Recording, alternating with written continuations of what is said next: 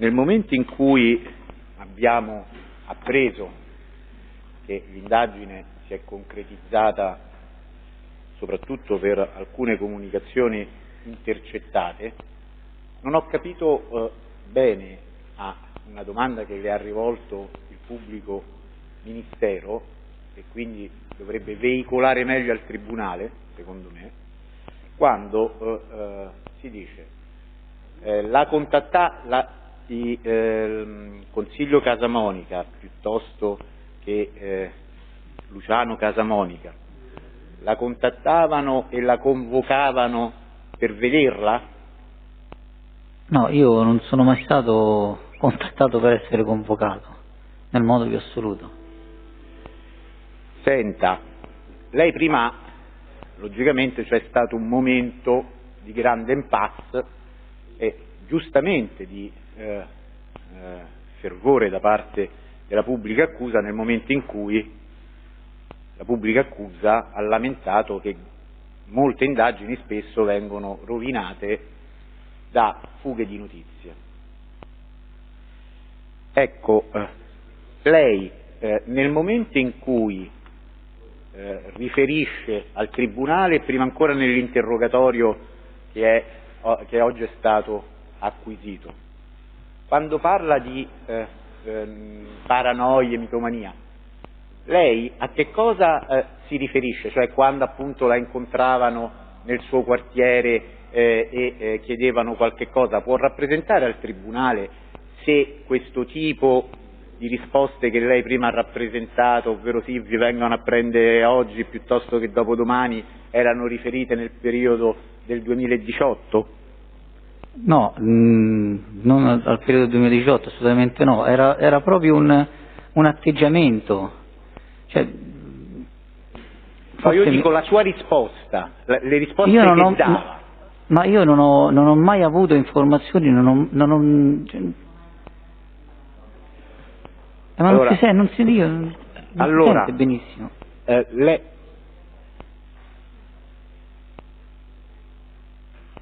Lei prima, durante l'interrogatorio innanzi al pubblico ministero, e logicamente rispondendo al Tribunale, dice: a quanto ho capito io è emersa la circostanza che le chiedessero qualche cosa, qualche informazione circa ordinanze di custodia, aspetti, o qualche arresto o qualche cosa del genere. Ora io le dico, lei era conosciuto nel quartiere, la sua professione era conosciuta? Certo. La sua attività? Sì. Ecco, visto che abbiamo appreso che non nel 2018 accadevano solo queste cose, le sue risposte in che tono erano? Ce lo rappresenta? Ma io sono sempre state risposte scherzose, cioè era uno scherzo, cioè dire a una persona... Guardi, il suo avvocato sta richiamando il passo dell'interrogatorio, sì, che le è stato contestato dal pubblico ministero, dove in esito a più domande, così è stato presentato anche dal pubblico ministero questa sua risposta, lei finisce con, rappresentare che le ragioni di queste continue telefonate erano il tentativo dei Casamonica di sapere da lei qualche cosa. No. Ha capito? Sì, quindi no. le ha ricordato, quindi la domanda del difensore, se ho capito bene, avvocato Ciampi, vediamo se ho capito Presidente, bene. Ma mi ha aiutato anche perché quando lei dice, ma io, loro erano paranoici e io mi mettevo a scherzare con loro per rassicurarli, questa sua risposta faceva riferimento alle richieste alle chiamate che lei aveva ricevuto nel 2018 o che comunque le erano state contestate dal pubblico ministero nell'interrogatorio, o faceva riferimento in generale ad un rapporto con di loro e quindi anche a circostanze diverse? No, è un rapporto generale, era quando magari entrava in un supermercato là a Via Tuscolana e magari immagino, perché bisogna anche fissare un attimo certe dinamiche, e passava qualcuno della famiglia Casamonica, considerando la sua professione, la conoscenza quarantennale e tutto quanto, e le chiedevano: maresciallo, ci vengono a prendere, e lei che rispondeva? Come rispondeva? Una presa in giro. Sì, lo ripeta al tribunale. Diciamo una proposta stupida, rispondevo con una battuta, con un modo scherzoso, è il mio modo di pormi proprio. Quindi, se ho capito bene, e non ci riferiamo soltanto al 2018, questo tipo di richieste su arresti, ordinanze cautelari, perquisizioni, eccetera, le volte che magari aveva modo di incontrarle per la pubblica via, le venivano rivolte e lei rispondeva in modo scherzoso. Sì. Perché erano comunque a conoscenza, come maggior parte non solo quindi della famiglia Casamonica, della sua professione. È corretto? Sì. Ecco.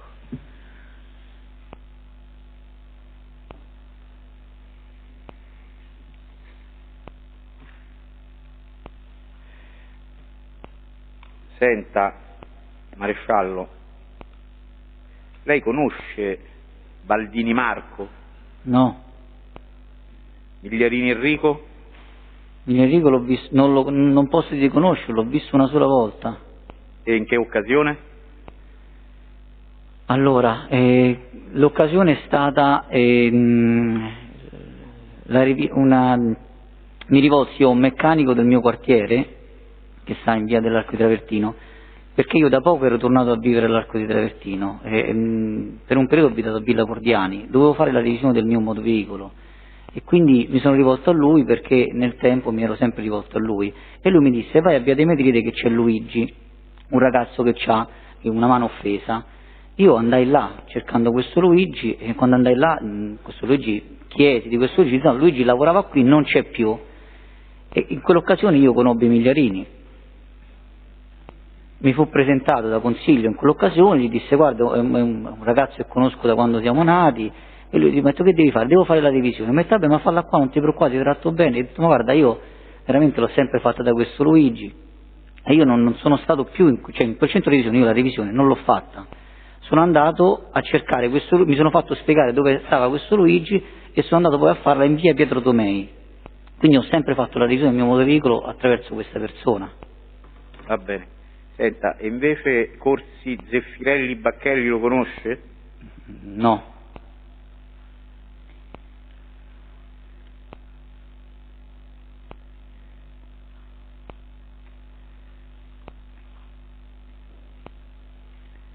Maresciallo, infatti, allora,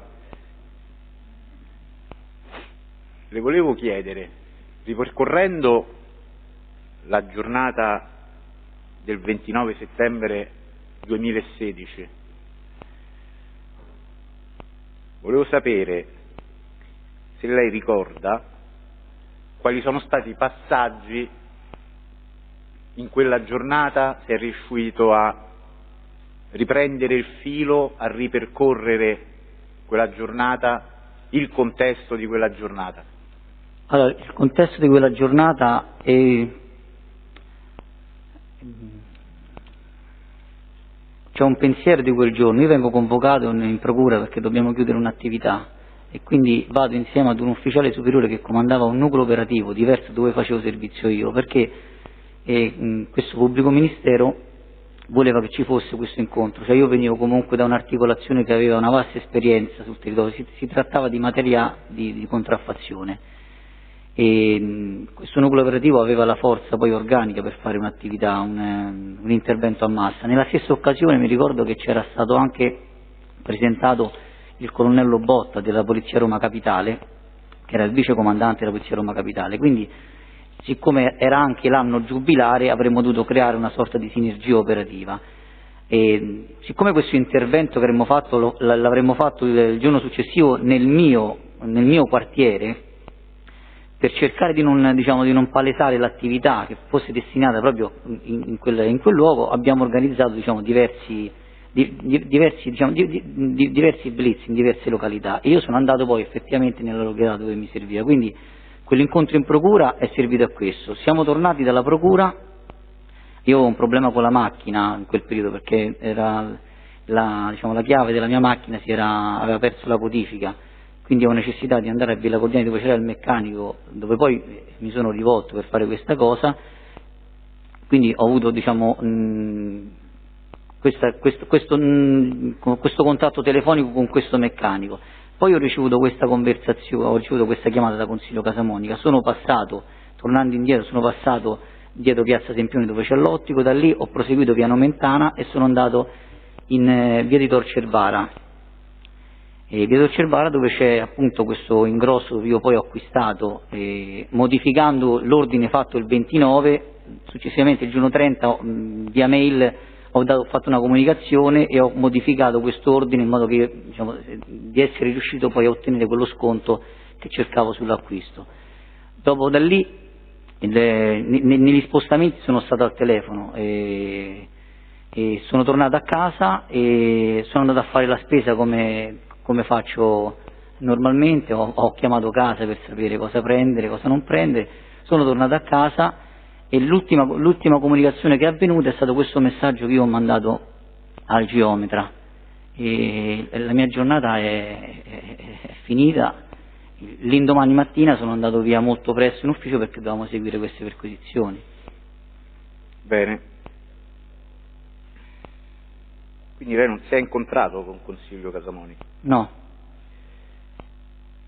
Senta, visto che c'è stata un po' di confusione circa questo giorno, quando lei è stato interrogato come correttamente ha detto, perché a volte spesso questo è un consiglio che ogni difensore dà al proprio assistito di non fare un interrogatorio, poi soprattutto in un processo di questo tipo con intercettazioni eccetera, senza vedere le carte, perché a volte si possono incastrare anche situazioni spiacevoli che uno non conosce, magari è comunque estraneo, ma deve sapere tutte le circostanze. Lei correttamente da uomo dello Stato ha fatto il suo interrogatorio. Vabbè, possiamo sentire la domanda, avvocato? Sì, perché già il suo cliente parla tanto, poi dice se parla avvocato. Meno male, grazie. No, ma io lo dico per lui, Presidente, altrimenti anticipa argomenti di discussione che poi Vabbè, voleva dire che è andato perché effettivamente è voluto andare lui, non perché i suoi avvocati l'avessero consigliato, anzi l'avevano consigliato in senso contrario, questo pare capirsi dalla premessa. Andiamo però alla domanda adesso. Allora, la domanda è questa, maresciallo. Lei ha fatto riferimento al figlio di Luciano Casamonica perché lo ricorda con la benda. Di Consiglio Casamonica. Di Consiglio Casamonica perché lo ricorda con la benda. Ecco, questo tipo di situazione che le è stata contestata nel momento in cui lei si è recato lì, ha visto il figlio di Consiglio Casamonica con la benda, ha visto un'altra persona. Lei nel momento in cui ha sostenuto l'interrogatorio immaginava che fosse sicuramente quel giorno del 29 settembre? Ne era sicuro in quel momento? Sul capo di incolpazione c'era scritto quella data. Io, diciamo, come posso dire,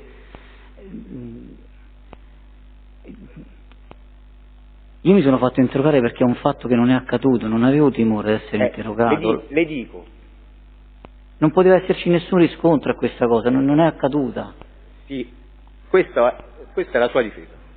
Però dobbiamo far arrivare al Tribunale alcune circostanze che il Tribunale non sa, o quantomeno sono state veicolate attraverso anche una produzione documentale medica che attesta quel tipo di discorso, che se non vado errato è dei primi di ottobre, di quando è? Quindi se le dico che probabilmente il suo ricordo, perché qua parliamo del 29 settembre, parliamo magari di 10 giorni dopo, può essere stato confuso in quel momento. Ma è l'incolpazione che mi ha creato confusione, cioè io leggendo l'incolpazione... Mi devi rispondere. La domanda è: ma lei è sicuro che quel giorno lì ha incontrato Consiglio col figlio con la benda fosse il 29 settembre? Questa è la domanda. Scusi, lei è sicuro che il 29 settembre fosse il giorno in cui ha fatto quell'incontro con Consiglio, quando ha visto il bambino con la benda? No, non può essere il 29. Ma quando ha fatto l'interrogatorio era convinto che invece fosse quel giorno? Ma diciamo il discorso è andato su questo. Io, guardi, mi sono lasciato... non si può dubitare in un interrogatorio. Io sono andato per chiarire, credevo... Cioè gli elementi che sono emersi dall'interrogatorio, oltre la telefonata, per me sono elementi veramente difficili da... Allora, proprio in merito a questa telefonata, che forse può essere anche d'aiuto a dare una logica a tutte queste circostanze, nella famosa telefonata intercettata tra lei e Consiglio Casamonica, dove si parla in modo improprio di oculista, lei ha ricollegato quindi questo fatto al fatto che servisse al figlio di Consiglio Casamonica un oculista, ed ecco perché... Certo, ma me l'ha detto... quindi l'ha ricollegato temporalmente a quella giornata, che poi non era quella giornata, ma magari poteva però, essere un'altra giorno. Avvocato, sto facendo opposizione. Presidente, però credo che l'abbia chiesto anche la difesa l'esame dell'imputato. Sì, infatti ed è in esame diretto, la domanda. Quindi non può fare le domande in questo modo, avvocato. Allora,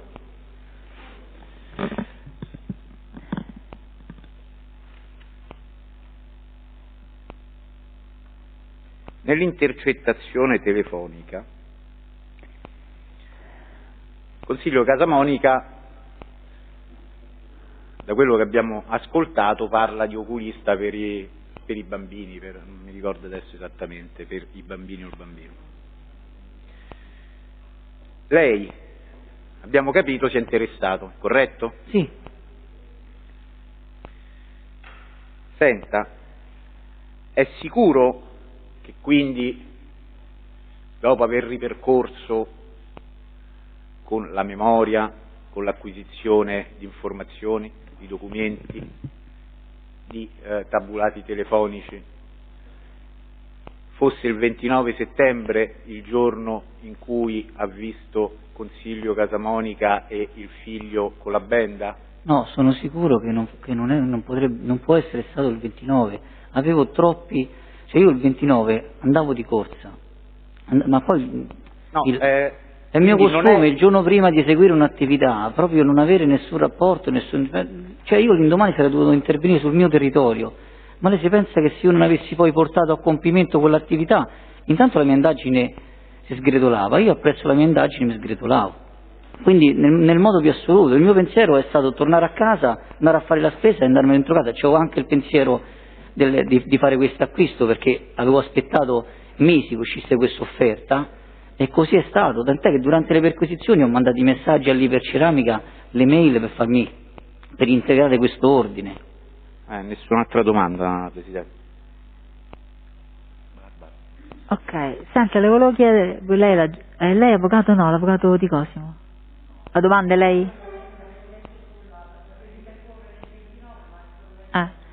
Senta, ma non ho capito, lei è quindi uscito dal lavoro che stava alla Nomentana?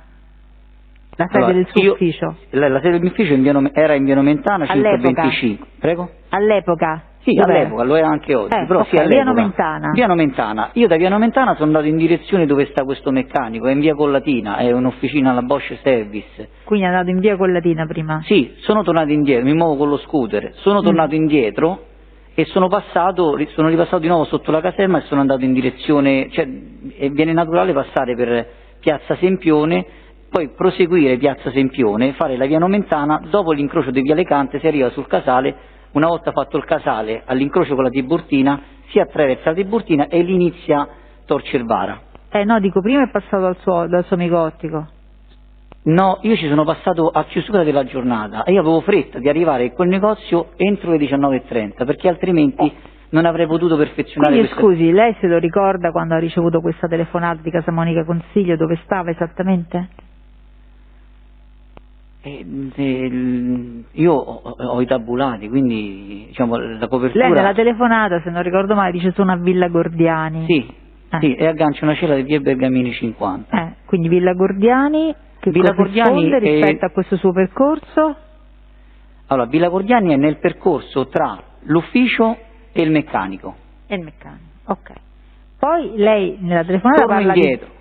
Poi quindi torna indietro? Sì, ritorno indietro perché devo comunque andare diciamo, in quella direzione. In quella direzione. Quindi va a questo punto a Tor Cervara? No, ripasso vicino all'ufficio, vado dall'ottico, ma mi sarò fermato 2 minuti. Quindi scusi, quindi non a fine giornata, ci passa prima dall'ottico?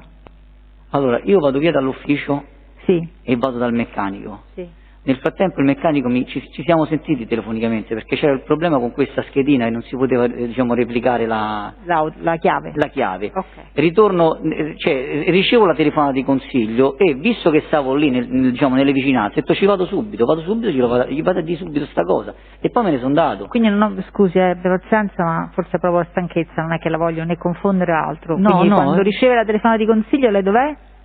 Quando ricevo? La telefonata di Casamonica Consiglio, dove si trova? Dove mi trovo? Sì. Zona Villa Cordiani, dalla cella zona Villa Cordiani, quindi da poco avevo disbrigato questa pratica col meccanico. Ok. Poi ci tornerò dal meccanico nei giorni successivi.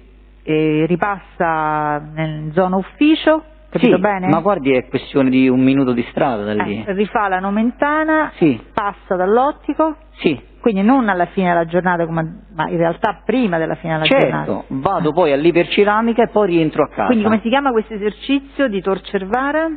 Iperceramica. Quindi scusi, nella telefonata che lei dice Tor Sapienza è un errore o... No, non è un errore. Allora, via di Tor Cervara e via di Tor Sapienza sono la stessa strada, separate dalla rotonda di Tor Cervara. Ok. Io nel primo periodo che ho fatto gli accertamenti su questa conversazione, questo Tor Sapienza mi ha sviato, tant'è che io ricordo, se ho detto al telefono di non andare a un negozio vuol dire che devo andare, e ho cercato dei negozi che potevo aver frequentato nella zona di Tor Sapienza, non avevo dei bonifici di pagamento del 29, ho visto l'estratto conto dei movimenti bancari, sono stato anche presso un'attività che si trova a Tor Sapienza per vedere se potevo aver acquistato dei prodotti confacenti con le mie esigenze.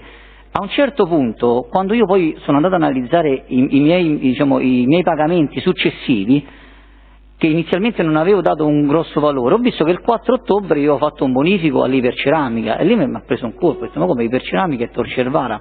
Quindi scusi, mi sta dicendo che inizialmente non si ricordava esattamente i suoi movimenti? Telefonicamente io ho dato questa indicazione, Tor Cervara, Tor Sapienza, perché è la stessa strada, esattamente la stessa strada. Quindi poi va lì a questo iperceramica e poi che fa? All'iperceramica ci arrivo proprio nel momento che stanno per chiudere, faccio un preventivo che in sostanza era un impegno. Sì, questo me l'ha detto, poi lo deve però formalizzare con... No, l'ho formalizzato quel giorno io, dottoressa, solo che il giorno successivo, quando ho assunto dal geometra quanto altro materiale mi occorreva in più, l'ho integrato, lo stesso prodotto ho preso più scatole. Ho capito.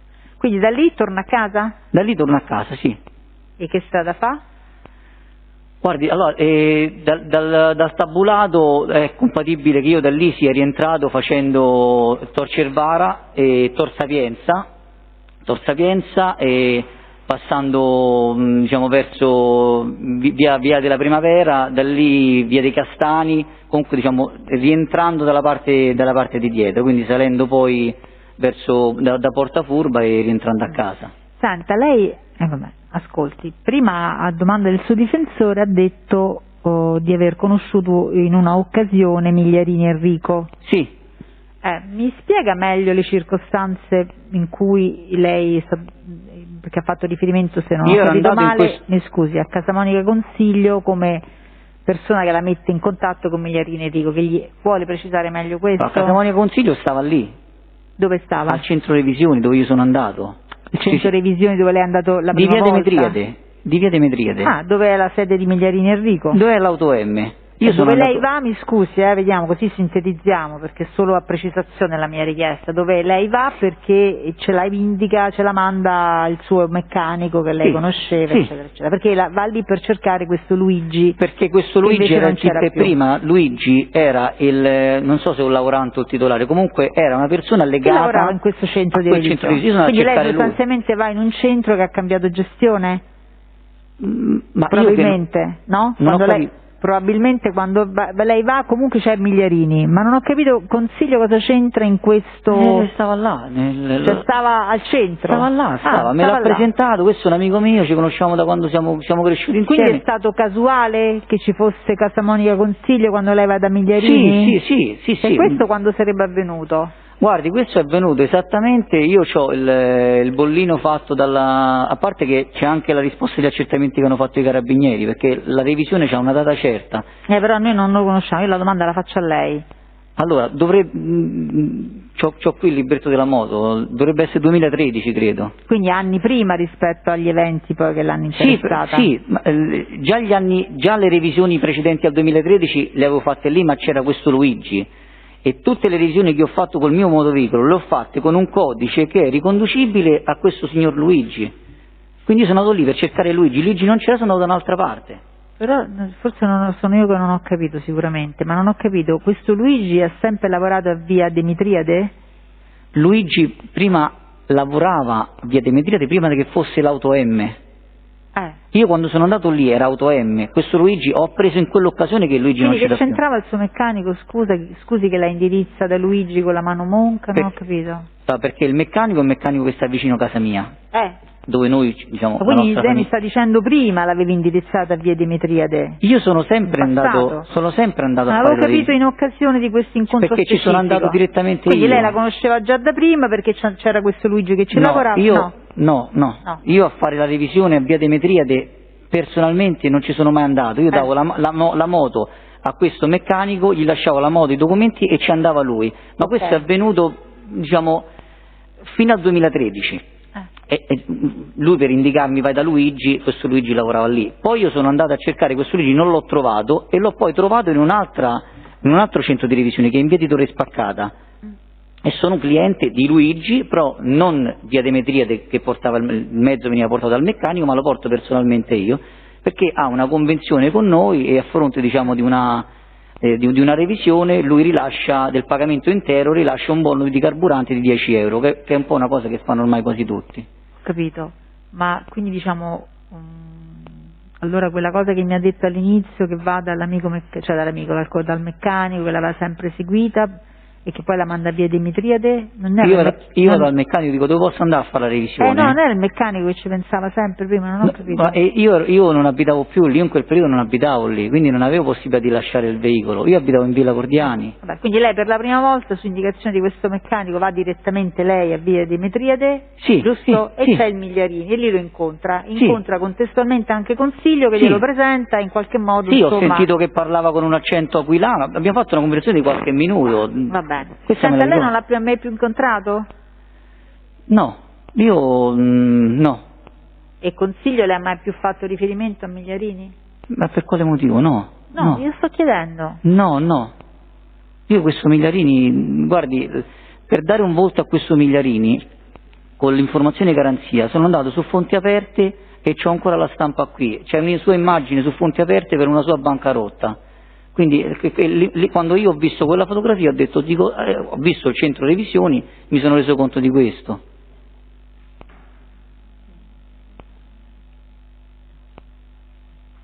Sente, la persona che lei incontra quindi sotto casa di Consiglio a settembre o giù di lì, quando insomma c'è anche il bambino con l'occhio bendato, chi è? Non le so dire chi fosse. Ma le è stato presentato? Prego? Le è stato presentato? No, lui mi ha detto ti posso far parlare con questo amico mio, era una persona che già stava lì, io ho detto guarda mi devi scusare, io non ti conosco, non parlo con nessuno e me ne sono andato, ma io avevo, guardi io non arrivo io non vado nemmeno al bar, io quando ritorno a casa voglio andare a casa, devo fare la spesa e me ne torno a casa. Senta, quindi... ma come mai lei in questo contesto non vuole parlare con questo signore? Da come lei ha raccontato, ascolti, la sua vita lì è una vita diciamo che necessariamente la mette a contatto è uno sconosciuto questa persona. Faccia finire per la domanda. Sì. Con persone anche che possono avere dei pregiudizi penali, giusto? L'ha detto lei, no? È un luogo, il quartiere in cui ci sono anche persone che hanno dei pregiudizi penali. Sono giusto? Gli abitanti del quartiere. Però mi pareva di aver capito che lei giustamente non fa nessun riguardo a questo, semplicemente cerca di agire con senso di civiltà e di umanità, laddove viene chiesto di un aiuto lei lo dà, così umanamente, come se fosse giusto, come è giusto nei loro confronti come nei confronti di altri. Quindi non capisco perché a fronte di questa richiesta, che poteva essere una richiesta di un aiuto, magari se conosceva un oculista, conosceva un medico, conosceva qualcuno che lo poteva aiutare, perché lei non vuole parlare con questa persona? Ma è un aspetto sconosciuto per me, io ho da fare altro e me ne sono andato. Ha ritenuto di non parlare. Se è stata un'occasione che potevo magari fermarmi e avere una conversazione, sarebbe stato diverso, ma è una persona cioè io ad oggi mi sono sforzato di cercare di capire, ma non ho un volto presente. Ok. Non se lo ricorda questo signore? Guardi, ho cercato in tutti gli indicatori delle indagini di poter in qualche modo io costringermi, ma non ci sono riuscito. Senta, i bambini di Casamonica Consiglio lei li conosceva? Certo, andavano a scuola con i miei figli. Sì, andavano nella stessa scuola o nella stessa classe? Nella stessa scuola. Nella stessa scuola. Ma lei parlava con Consiglio o era stato messo a parte da Consiglio di problemi, situazioni che riguardassero i suoi figli? Sì, sapevo di questi bambini, ho saputo anche successivamente di questi. Io le dico all'epoca, mi riferisco chiaramente a quell'epoca. Sì, una volta mi ricordo anche, sapevo che i bambini avevano dei problemi, soprattutto oculistici. Ma lei, scusi, quando ha ricevuto questa telefonata, che cosa ha capito che voleva Consiglio da lei? Io sinceramente ho pensato, mi ha chiesto questa cosa, io ho detto, vabbè, cioè, tra me e me ho detto, è un pensiero, me lo levo subito, visto che c'è una... Ma io leggendo la telefonata mi pare di aver capito che lui volesse che lei leggesse dei documenti, come a dire, lui dice che devo far vedere un po', aiutami a decifrare meglio quello che c'è scritto in relazione ad una situazione medica legata ai figli. Questo è quello che si evince dalla telefonata. No, lo dice lui, ti devo far vedere un foglio del ragazzino mio. Questo è quello che si evince, no? Guardi, questo foglio io non so che tipo di documento possa essere. Però mi risponda puntualmente. Sì. A questa prospettazione, no? Mi spiega il motivo per cui lei va dall'amico ottico, ma che c'entra?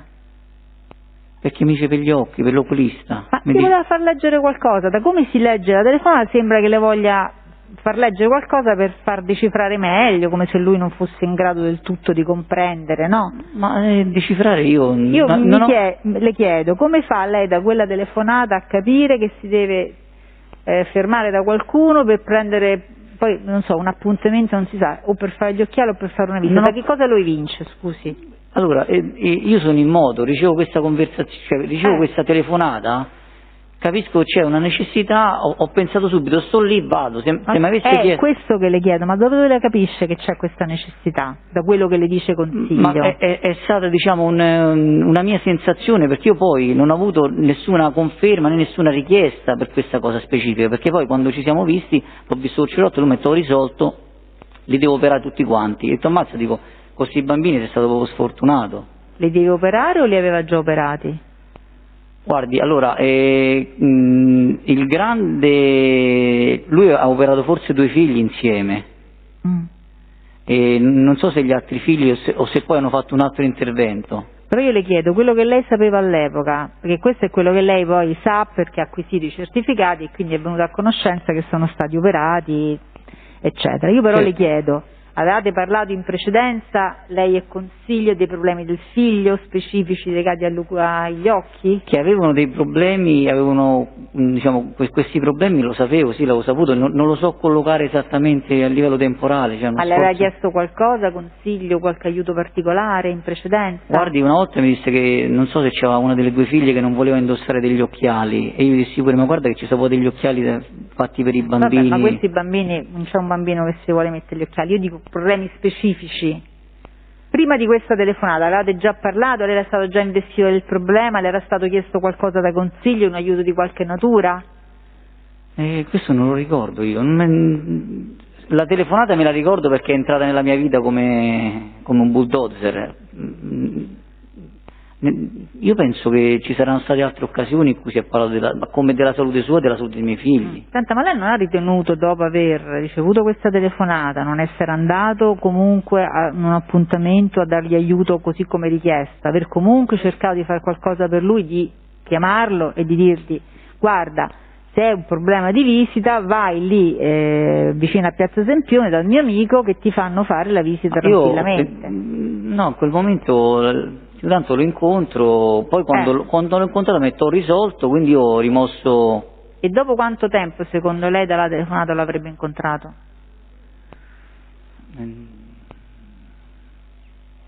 Guardi, allora sicuramente nei giorni successivi ho fatto questa attività, ma non riesco, non c'è un'indicazione per la quale io potrei dirle: guardi, sono passato da quella data in poi o prima di quella data, perché per me è stata una cosa che così è nata e così si è dissolta, perché non ho avuto nessun'altra ulteriore richiesta. Se lui mi avesse richiamato dicendomi: guarda, ma a che punto, ma ti sei interessato, hai potuto fare qualcosa, hai visto, probabilmente sarei riuscita ad ancorarla, ma è così, è una cosa che non memorizzi al punto di ricordare. Quindi dopo quella telefonata non le ha chiesto sulla questione più nulla?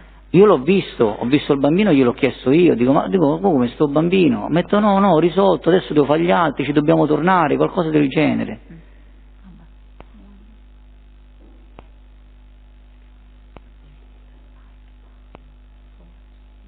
Lei ha 2 figli, ho capito bene? 2 figli? 2 benedizioni. 2? Quanti anni hanno i suoi figli? 8 e 10 anni. 8 e 10 anni, ho capito.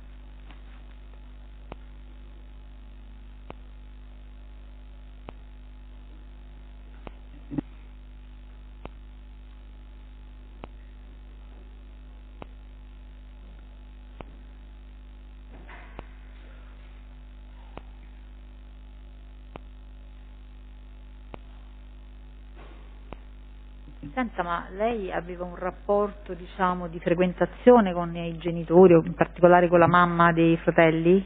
Ma allora il papà si incontrava spesso, perché papà girava sempre, quindi se uno usciva... No, ma dico una frequentazione, non l'ho precisato, ma era implicito che determinasse una visita a casa, insomma. No, degli incontri,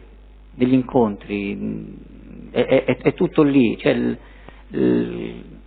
come le posso dire, se io vado al supermercato avrei incontrato la mamma, avrei incontrato il papà. Ascolti però, no, siccome lei ha detto che queste conoscenze, queste amicizie, lei le ha definite tali, nascevano dall'amicizia dell'infanzia, no? Sì.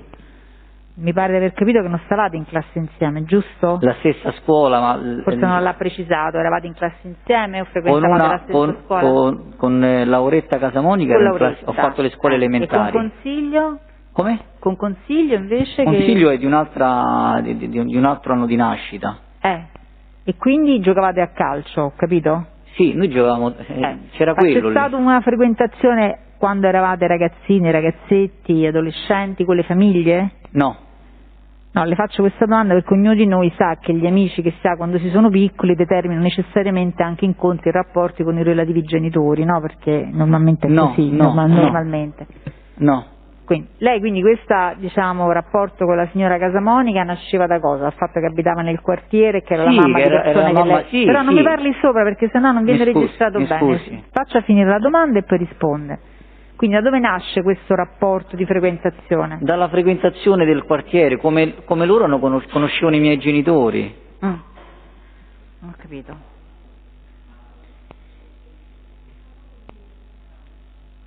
Ma c'era però un rapporto, nella telefonata adesso non ricordo a memoria il progressivo, però l'ha citata prima il pubblico ministero, si fa riferimento proprio al fatto che lei si impegnava a passare perché era tanto che non vedeva la mamma, quindi c'era un rapporto, insomma, non di mera conoscenza, direi così, giusto o no? Come lo definisce lei? Guardi, io nelle tante conversazioni... No, mi risponda lei com'era il rapporto, lasci perdere adesso le conversazioni. Il rapporto cercare di capire che rapporto c'era. Come tutte le persone che abitano, diciamo, nei pressi della mia abitazione, ci sono persone di una certa età, io ho sempre vissuto lì diciamo un rapporto così, diciamo. Quindi va a casa loro per salutarle? No, non vado a casa, no, non sono andato a casa. Non le vede, passa a fare gli auguri, non lo so, mi dica lei. No, se ci incontriamo ci salutiamo, ci facciamo la battuta, certo la persona di una certa età magari uno la fa in un tono scherzoso diverso. Ma lei aveva mai saputo che la signora aveva avuto dei guai giudiziari? La mamma? No. No, no. Questo non l'aveva mai saputo? Assolutamente no. Che ha detto? No. Senta, invece non ho capito con Luciano come età, come siete? Luciano è più grande di lei o avete la stessa età? Luciano è più grande di me. Più grande di me Luciano.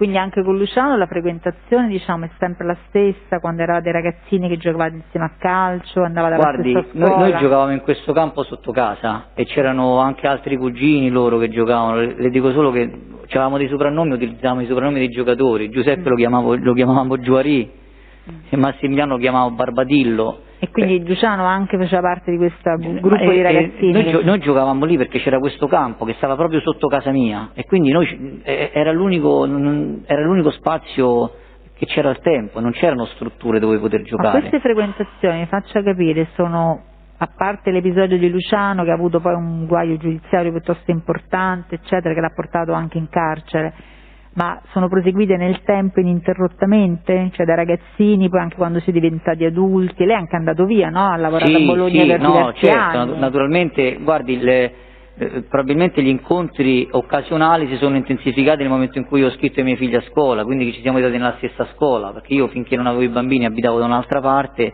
e quindi andavo dai miei genitori o stavo a casa, non c'era una frequentazione. Ci sono stati incontri, ma incontri legati al territorio. Senta, ma fuori da questi anni in cui lei è stato intercettato, ci sono state non ho capito. Fuori da questi periodi in cui, essendo diciamo attive delle intercettazioni, sono stati anche captati dei contatti, ok? Sì. Che è stato fatto un'analisi anche dei tabulati, non è un'intercettazione, quindi il tabulato dà solo il dato conoscitivo del contatto. Fuori da questi periodi non avete avuto mai contatti telefonici? Perché non sembra che no? Che non sono stati registrati in quell'arco temporale, ovviamente, diciamo, di quegli anni, contatti telefonici. Non ho capito la domanda, mi scusi. Le telefonate sono solo quelle che le ha citato il pubblico ministero? Ma le telefonate sono quelle del pubblico ministero perché sono quelle che sono state intercettate. E la mia domanda è, ci sono state altre telefonate? Nel tabulato sono emersi altri contatti telefonici, certo. Ma risalenti anche negli anni, al di fuori di quei periodi particolari? Il tabulato che ho visto che ha prodotto il dottor Musorò sono di 22 mesi. Fuori da quell'arco temporale oggetto di monitoraggio, lei aveva contatti telefonici con Casamonica Consiglio, Casamonica Luciano? È probabile che abbia ricevuto delle telefonate, non glielo so dire, non ci sono eventi per cui... Senta, ma loro si rivolgevano a lei per avere spiegazioni rispetto anche magari ad eventi giudiziari o investigativi che li potessero interessare? No, ma non gliel'avrei mai permesso. Ma magari del tipo... mi hanno notificato quest'atto, che significa? No, non esiste. No, non esiste, ma penso che loro questa cosa la sappiano benissimo. Però in qualche modo lei nel suo interrogatorio al pubblico ministero dice che loro la chiamavano per queste ragioni. No, io non ho mai detto che mi hanno chiamato. No. Allora rileggeremo bene il suo interrogatorio, perché questo sembrerebbe dire quell'interrogatorio. Poi, siccome non l'abbiamo letto tutto... No, non mi ha chiamato. Le chiedo però sul punto di dare la sua versione definitiva, perché poi insomma... Io ho detto nelle occasioni di incontro, me lo ricordo questo termine, nelle occasioni di incontro, non telefonicamente, non sono mai stato raggiunto. Quindi però ci sono state occasioni di incontro in cui le venivano chieste... No. Le occasioni di incontro sono le occasioni di incontro, diciamo, comuni, quotidiane, normali, ordinarie, ecco, non quotidiane, ordinarie, ma non sono mai stati... Quindi lei non è mai stato, diciamo, come dire, avvicinato... o telefonicamente o in un incontro per strada o sotto casa o dove sia, con la richiesta da parte di Casamonica, in particolare o Consiglio e Luciano o altri della famiglia, per dirmi sto in questa situazione, che cosa rischio, ipotesi, che mi può succedere? No? Ma nel modo più assoluto, né loro né quelli che lei ha nominato né chiunque nel mio quartiere si è mai permesso di fare una cosa del genere. Vabbè.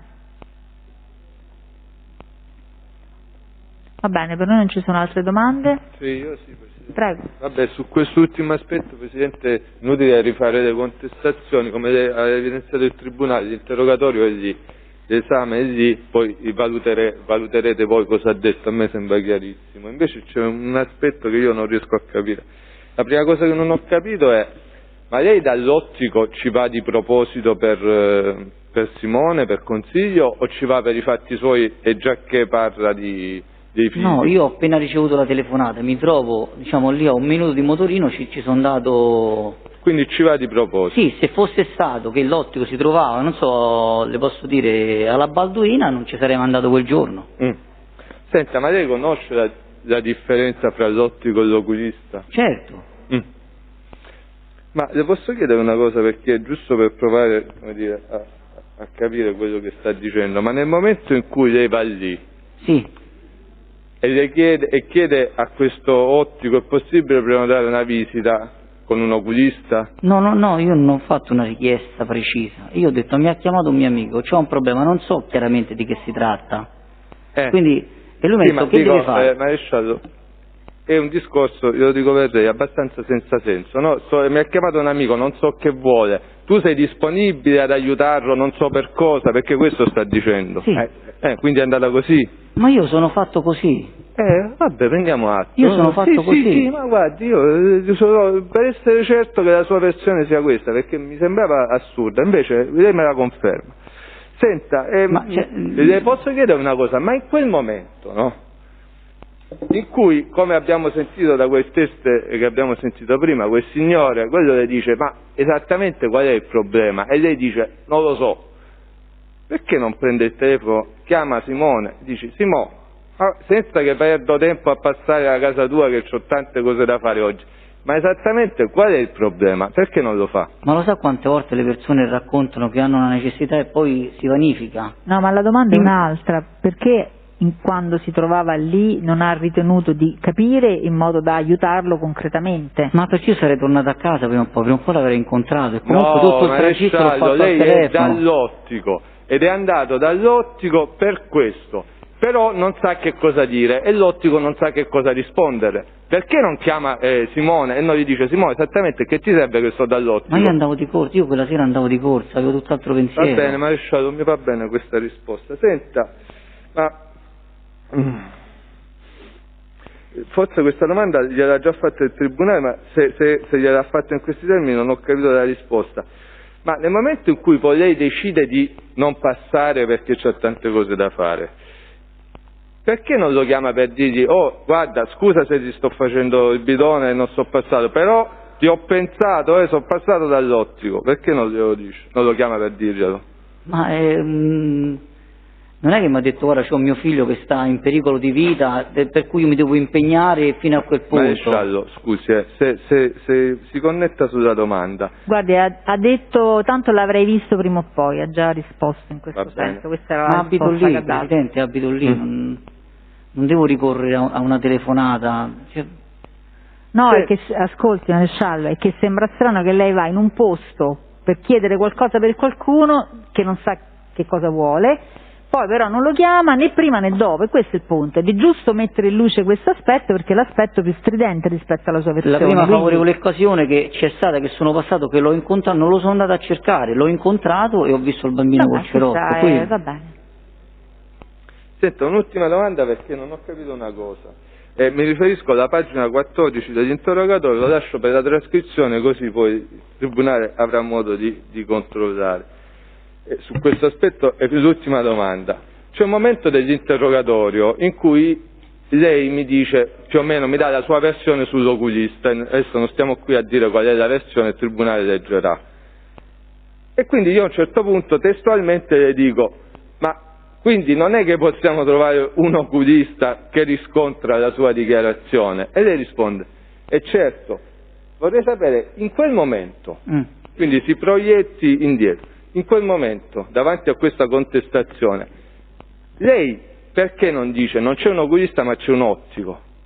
Perché non se lo ricordava?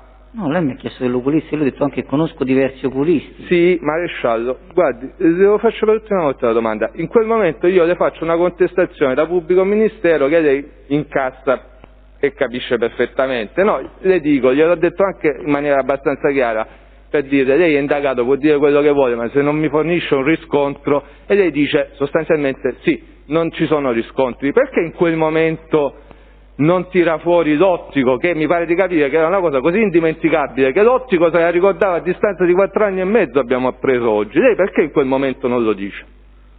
Durante l'interrogatorio io ho risposto alla domanda che lei mi ha posto, perché lei mi ha detto all'inizio andiamo a ruota libera, quindi e poi ha detto mi faccio delle domande per essere più preciso. Quindi in quel momento lei se lo ricordava, ma non me lo ha detto perché io non gliel'ho chiesto?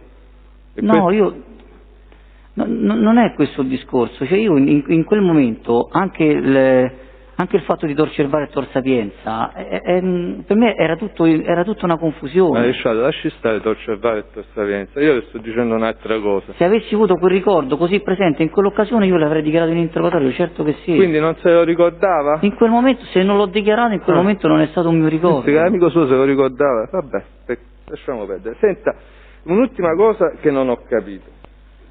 Gliel'ha già fatta il tribunale la domanda, ma vorrei capire. Lei ha detto che Casamonica Consiglio era un suo amico. La domanda questa? Sì, era un suo amico. Casamonica Consiglio è un ragazzo col quale sono cresciuto, c'era un rapporto di amicizia. E ha detto anche non avevo mai pensato che vivesse o facesse cose illecite. Certo. Ok. Allora, io la domanda, è l'ultima volta che gliela faccio, vorrei chiudere l'esame con questa domanda. Nel momento in cui Casamonica Consiglio le dice che lei incontra per caso, le dice, senti ti posso far presentare questo amico mio che deve dire una cosa, lei perché? Che deve? Non ho capito. Lei l'ha detto lei questo, ti posso presentare questo amico mio che ti deve dire una cosa, non so com'è. Sì, c'ho questo amico mio qua che te posso... Oh, perché risponde, trattandosi di Consiglio suo amico e persona onesta, o diciamo non disonesta, perché lei risponde in quel, cioè perché fa subito un passo indietro? Ma non ho fatto un passo indietro, io... L'abbia già data. No, non l'ha data, gliel'ha fatta anche il tribunale, io gliela voglio fare per l'ultima volta, perché sa perché maresciallo? Ed è l'ultima volta che io lo dico, perché l'unica spiegazione plausibile è quella che lei ha dato nell'interrogatorio, per cui visto che adesso si è ricordato che il giorno era diverso, allora mi spiega perché è stato così sgarbato? Ma io non sono stato sgarbato, Però lei me l'ha scusate, fate finire e fate dare la risposta a questo aspetto che è molto importante. Io penso che sia più importante che lui risponda. Presidente, io sono passato di lì, l'incontro che ho visto questo bambino con Ciotto è stato un incontro occasionale. Io ho una certa premura perché... Sì, no, questo... Guardi, io non ho insistito perché lei non ha voluto rispondere, nel senso ha dato una sua risposta che legittimamente il Tribunale poi valuterà. Il Pubblico Ministero in una parte processuale diversa vuole insistere su questa domanda. Se lei vuole rispondere bene, se no dica la sua ultima risposta o dica che non vuole rispondere, basta che poi... È l'ultima volta perché le ripeto maresciallo, lei nell'interrogatorio dà una risposta che ha una dignità e una tenuta logica. Oggi però, siccome ha spostato i giorni, non tiene più quella risposta. Allora mi spiega perché ha detto no, non ci voglio parlare. Visto che, ripeto, perché non è che dice no, non ci voglio parlare perché è un amico di Consiglio Casamonica che so essere un criminale, non è questo. No, non ci voglio parlare perché è amico di Consiglio Casamonica che non è amico mio, non è questo. Allora perché non ci vuole parlare? Ma io sono arrivato lì e gli ho detto allora dimmi che è successo. Dice no, il bambino l'ho visto con sto cerotto e lui mi ha detto no, ho risolto, te posso far parlare con un amico mio? Dico scusami ma che?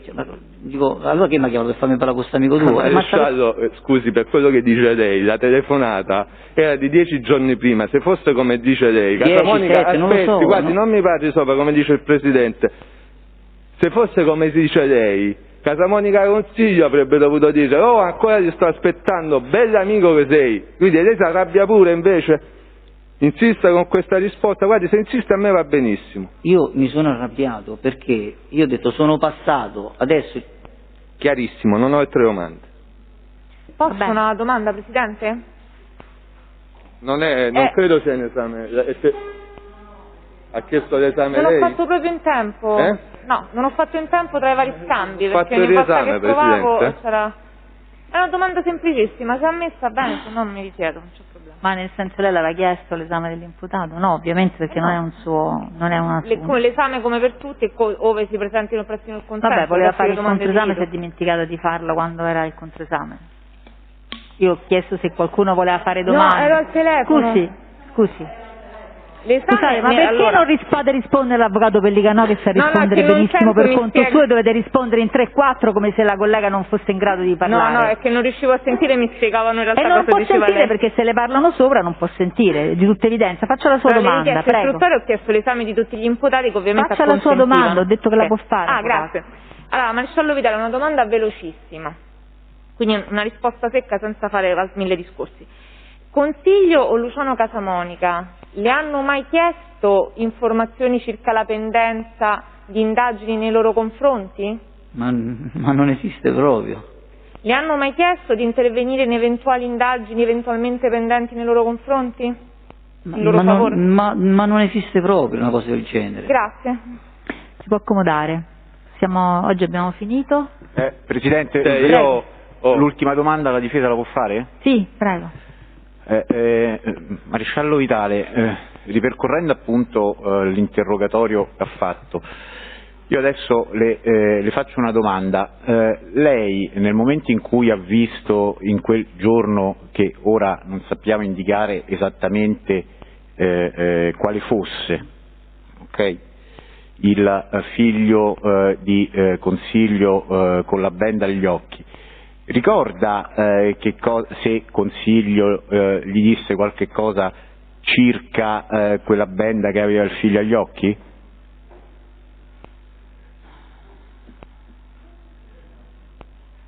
Mi ricordo che aveva fatto un intervento, mentre ha fatto un intervento ci deve anche tornare, questo mi ricordo. Ecco, allora io per aiuto alla memoria, come è stato più volte rappresentato, non ho il numero di pagina perché la copia purtroppo è senza non sono pagina. Numerate, non scusate che non ho capito niente. In Facciamo aiuto alla parlare l'avvocato. memoria, a proposito di questo discorso dell'oculista, della benda, eccetera, eccetera, io ho chiesto al maresciallo Vitale se ricordasse... No, questo l'ho capito, poi la seconda domanda. Ecco, le dicevo, no, le ho detto, gli ho chiesto se ricordasse una spiegazione da parte del avvocato, papà. questo l'ho capito.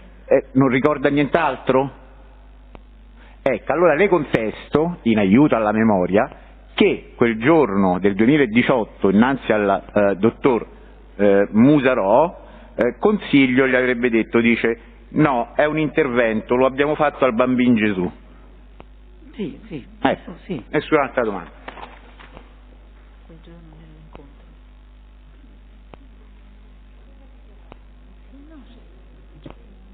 Sì.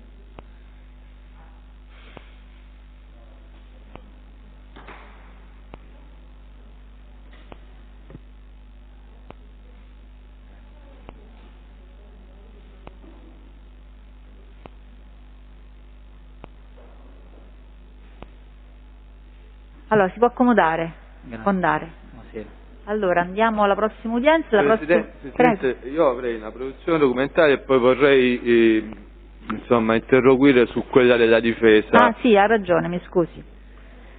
Quella che è stata effettuata all'udienza... Sì. Aspetti, qual era quella che ha fatto l'avvocato Di Michele?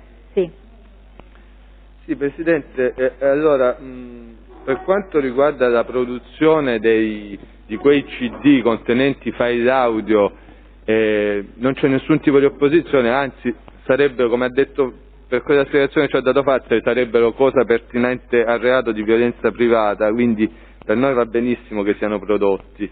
E diamo anche il consenso all'acquisizione del verbale di assunzione di informazioni della Cerreoni. Evidenzio che in quel momento è un verbale di assunzione di informazioni perché in quel momento era persona informata sui fatti, poi le stesse dichiarazioni da confermare nel corso del... Sì, volevo soltanto un attimo... Angela, che la possiamo riprendere quella documentazione? Quella dell'avvocato Di Michele? Sì, lei lo voleva produrre, no? No, io l'ho trovato al TIAP del dibattimento. La mascherina avvocato te la toglie sempre. No, ma è tremendo, io non so, guardi. Se mi stava vicino avrebbe fatto impazzire. Se sta vicino non c'è bisogno, perché la sente benissimo. Era per puntualizzare al dottor Musarò Avvocato Naso sorride perché capisce che significa. Che il verbale della Cerreoni non faceva parte della produzione documentale quanto dell'avviso di deposito come attività integrativa d'indagine. Mi spiegava il dottore che sul TIAP è stato scannerizzato tutto quanto e probabilmente questa differenza non però dovrebbero, vedeva. Penso, aver scannerizzato anche l'avviso di deposito. Comunque la produzione, se vuole pubblico ministero per essere sicuro di che... No, Presidente, l'ho vista al TIAP. Comunque, avvocato, quella è un'indagine che ho fatto io. Che attività integrativa di indagine ha fatto lei sulla Cerreoni? Vabbè. Quindi mi scusi, tornando alla produzione documentale non ci sono opposizioni o osservazioni? Allora c'è il consenso sulla Cerreoni, perché là ritengo di dover dare... quello non l'ha ancora formalizzato l'avvocato De Michele, aveva fatto un avviso di deposito in vista di una richiesta poi di acquisizione. Se formalizza la richiesta le do il consenso. Sì, la formalizzo adesso così come articolata la scorsa udienza. Mentre, Presidente, c'è invece una questione che vorrei fare su quell'attività di indagine difensiva che ha fatto l'avvocato Di Michele e che riguarda le altre persone residenti in vicolo di Portafurbo. Perché? Perché l'avvocato Di Michele, in persona personalmente, come si suol dire, è andato a fare un sopralluogo in vicolo di Portafurbo. Chapeau. Solo che lui dice, avendo il sottoscritto riscontrato questo e questo, lo attesto in una sorta di relazione che fa lui e ve lo produco. Ora è evidente che non può entrare questo dato nel fascicolo del dibattimento in questo modo per due ordini di ragioni. La prima è che questo dovrebbe essere oggetto di prova dichiarativa. La seconda è che l'avvocato Di Michele ovviamente non può fare il testimone. Quindi su questo c'è opposizione. Gli faccio recuperare il dato dando il consenso all'acquisizione del verbale della Cerreoni.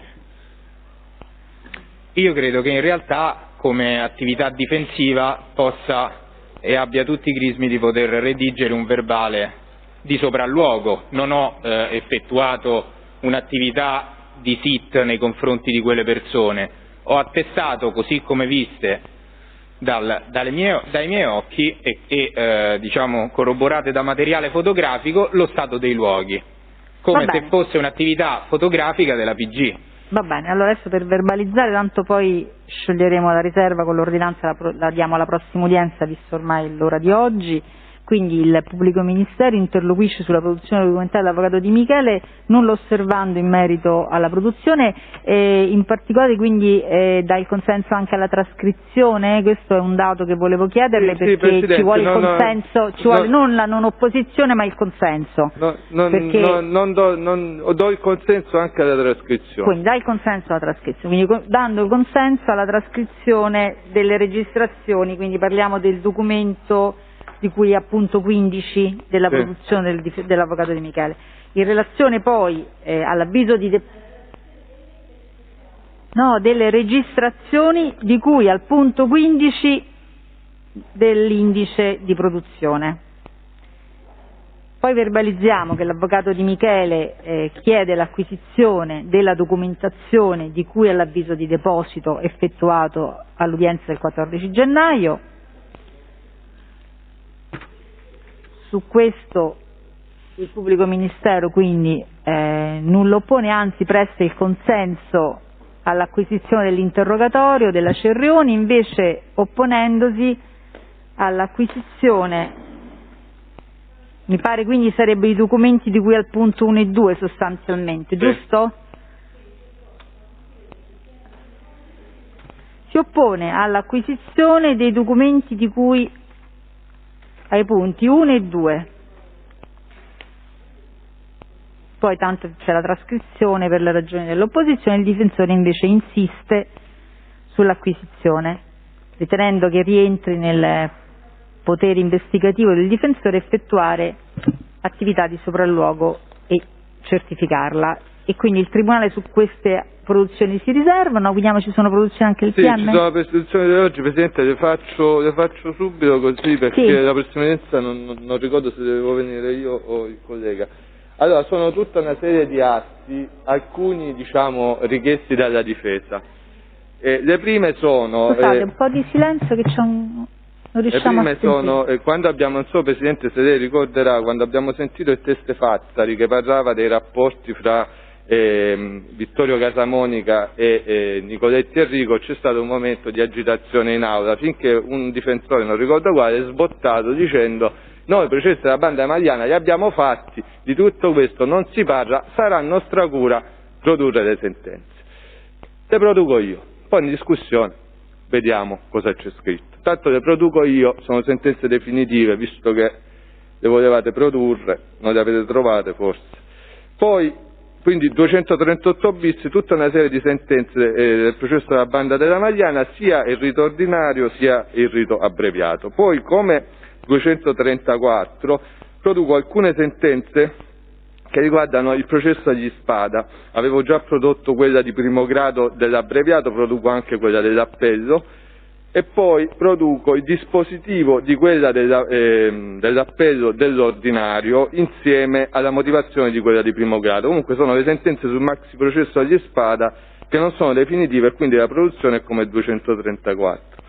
Poi produco 2 decreti del Tribunale di Roma, sezione misure di prevenzione nei confronti di Nicoletti Enrico, uno del 9 marzo 2000 e uno del 15/11/96. Poi come 431 lettera B produco il verbale di arresto di Casamonica Domenico del 15 marzo 2016, perché questo mancavano e l'avevamo prodotto, il verbale di arresto, perquisizione e sequestro nei confronti di Casavecchia Fabio Massimo del 23/6/2017. Poi ci sono una serie di atti come il 234, produco un decreto del Tribunale dei minorenni di Roma del 4 giugno 2020 sul ricorso proposto da Cerreoni Deborah. Per noi è interessante, Presidente, per ragioni che illustreremo anche durante la discussione, vedere cosa ha scritto da Cerreoni e il ricorso proposto sostanzialmente per avere la potestà esclusiva sui figli.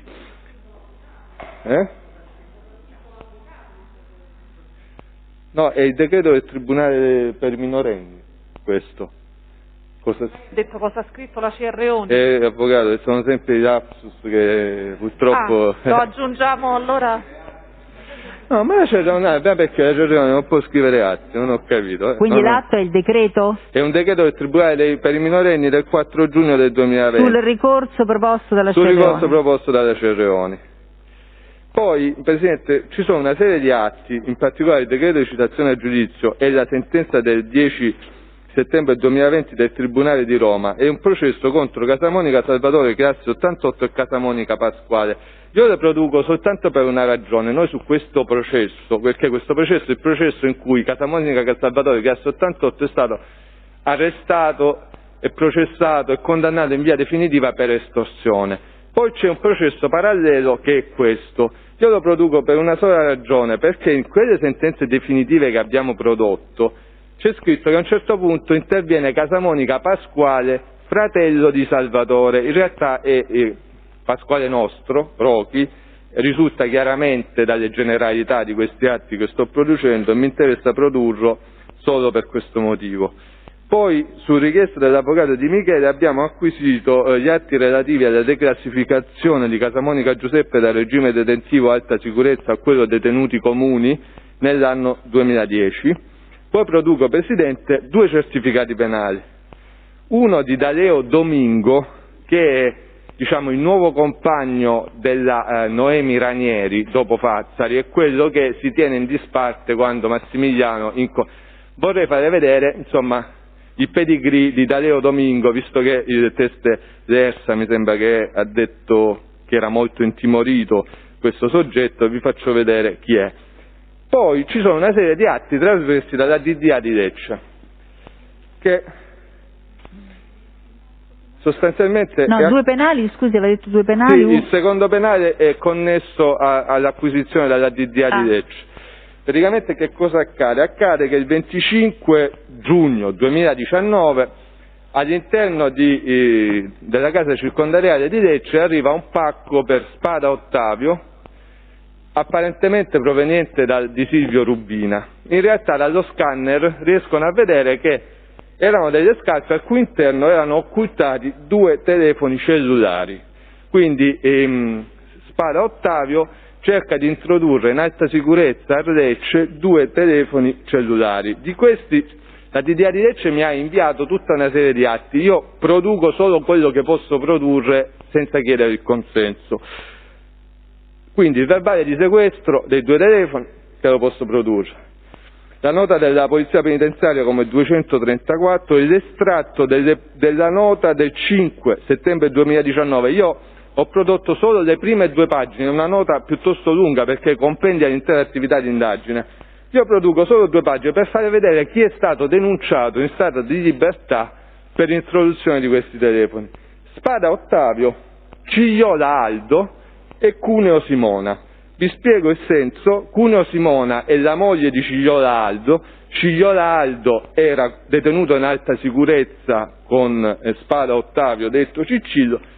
Cigliola Aldo è il certificato penale, il secondo che vi produco, per farvi vedere chi è Cigliola Aldo, che ha condanna definitiva per associazione di stampo mafioso Sacra Corona Unita. Quindi, in buona sostanza, il buon Spada Ottavio, servendosi del nuovo amico Cigliola Aldo, mafioso, cerca di introdurre all'interno della casa circondariale di Lecce in alta sicurezza 2 telefoni cellulari, con una chicca. Siccome lui, giustificandosi, ha detto mi servivano per fare le telefonate con mia moglie che non sentivo da tempo, vorrei evidenziare che in quel momento storico la moglie, Spada Cristina, non era ai domiciliari, era in custodia cautelare in carcere, per cui o questa spiegazione, diciamo, non regge, come è evidente, oppure forse anche la moglie, nella sua casa circondariale, disponeva di telefoni cellulari.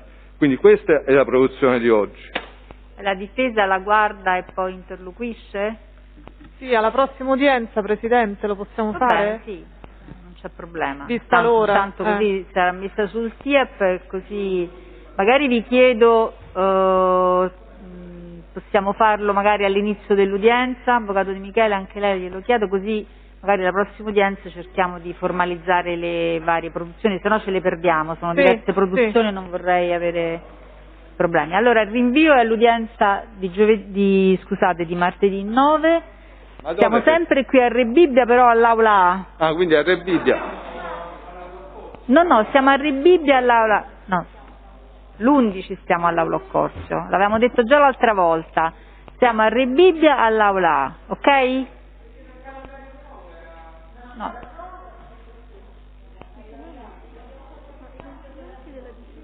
Presidente, non abbiamo capito il rinvio. Ma aspettate però, prima che...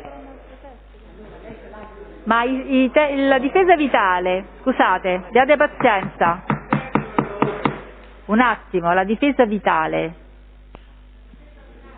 Difesa vitale? Voi avete finito oggi? Sì, ok, quindi non c'è... Al microfono, avvocato, per favore. Oggi c'era anche un altro test di uno straniero, però mi ha mandato la comunicazione che è in isolamento Covid, perché la figlia, la bambina, ha il Covid, quindi io adesso stiamo valutando se rinunciarci, tra l'altro. Quindi per ci rinunciamo. Quindi c'è rinuncia agli altri testi. Allora. Ok, quindi formalizziamo la rinuncia da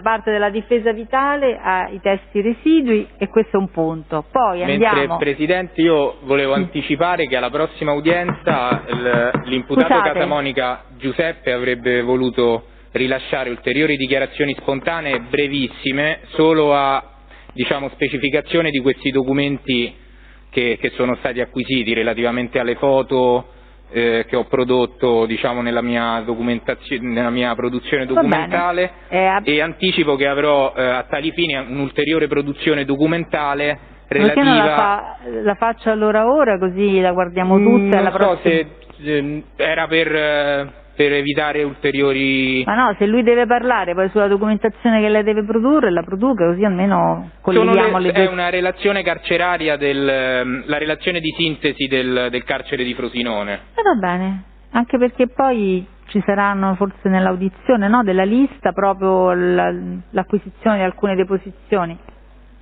Non ci sono problemi su questo? Già interloquisce il PM? No, per quanto riguarda la citazione io sto continuando a provare a chiedere al DAP di rintracciare i miei 2 testimoni che erano o sono, non lo so, sono agenti della penitenziaria.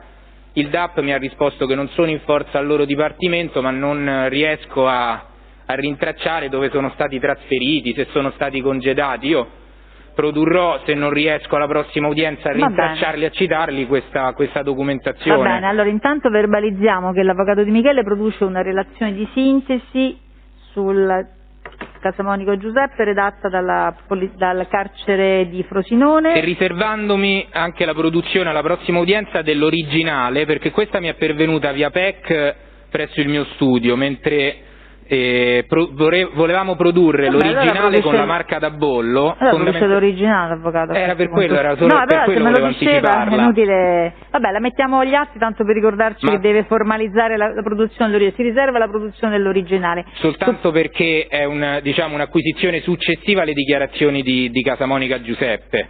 E quindi per sottolineare come quando ha reso le dichiarazioni sulla sua vita carceraria non avevamo proprio contezza di questa relazione. Va bene. Tutto qua, poi su questo il PM vuole già interloquire? Lui. Presidente, non c'è nessuna forma di opposizione. Non c'è nessuna opposizione. Va bene, il Tribunale si riserva, d'accordo? Scusate.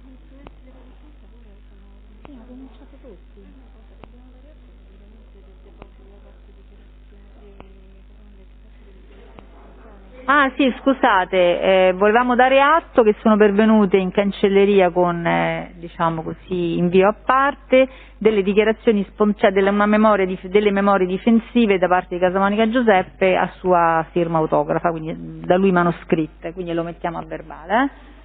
E allora disponiamo il ripristino del videocollegamento con le modalità di oggi per la prossima udienza. Udienza è tolta. Presidente, la data della prossima udienza non abbiamo capito. La data è il 9 febbraio 2021, ore 9.